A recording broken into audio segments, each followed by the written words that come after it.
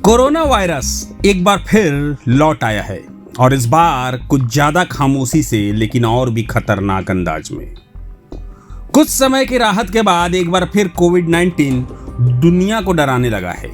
Asia के कई देशों में मामले तेजी से बढ़ रहे हैं और इस बार इसका असर सिर्फ आंकड़ों में नहीं, अस्पतालों की भीड़ में दिखने लगा है।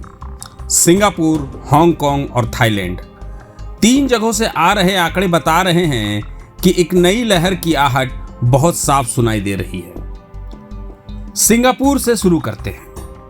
5 मई से 11 मई के बीच सिंगापुर में 25,900 नए कोविड केस दर्ज किए गए। इस दौरान अस्पताल में भर्ती होने वालों की संख्या 181 से बढ़कर 250 हो गई। यहां सरकार ने हाई अलर्ट जारी कर दिया है। स्वास्थ्य मंत्री का मानना है कि लोगों की इम्यूनिटी यानी रोग प्रतिरोधक क्षमता अब कमजोर पड़ने लगी है। अब टीकाकरण के एक और चरण और बूस्टर डोज की जोर पकड़ रही है। बात हांगकांग की, यहां भी कोरोना ने फिर से सर उठाया है। मार्च में जहां पॉजिटिविटी रेट था सिर्फ 1.7%, वो अब बढ़कर 11.4% तक पहुंच गया है। अब तक 81 केस सामने आए हैं, जिनमें से 30 लोगों की मौत हो चुकी है। मारे गए लोगों में ज्यादातर बुजुर्ग हैं जिनकी इम्यूनिटी पहले से ही कमजोर थी या कोई पुरानी बीमारी थी। डॉक्टरों का कहना है कि यह हर्ड इम्यूनिटी के कम होने का असर है। लोगों को टीका तो लगा लेकिन उसका प्रभाव अब धीमा हो चुका है और वायरस एक बार फिर लौट आया है और इस बार ज्यादा संक्रामक बन चुका है। थाईलैंड में भी हालात अच्छे नहीं हैं। यहां पिछले सप्ताह 33,000 से ज्यादा नए मामले दर्ज किए गए। सिर्फ बैंकॉक में 6,000 से अधिक केस मिले हैं, जिनमें से लगभग 2,000 मरीज अस्पताल में भर्ती कराए गए। एक सुखोथाई और दूसरा कंचनबुरी में।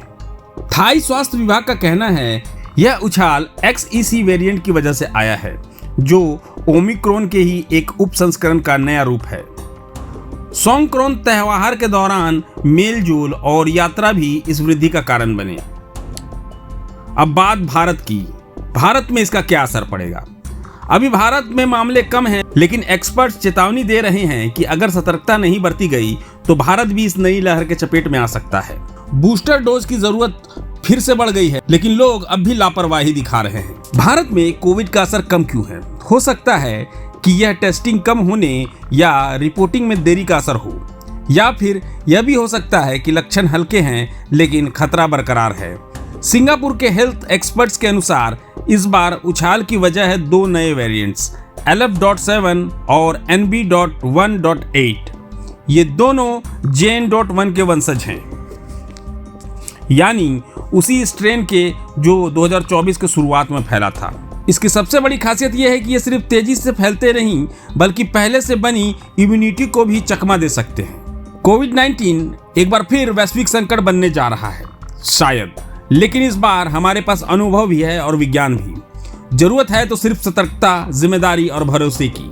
मास्क पहनिए, भीड़ से बचिए, बूस्टर डोज लीजिए, क्योंकि वायरस बिना चेतावनी के वापस आ चुका है।